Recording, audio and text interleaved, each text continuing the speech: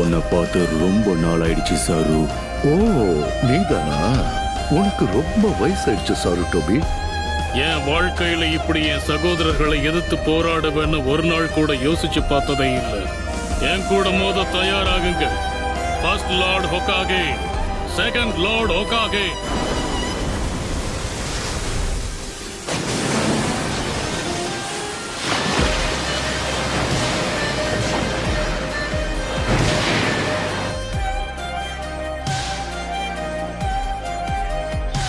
டோபி,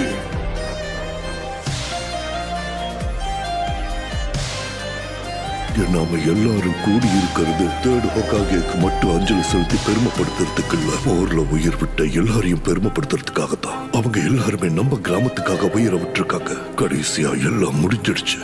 ஆனா நம்மளால வேடிக்கை மட்டும் தான் பார்க்க முடிஞ்சது.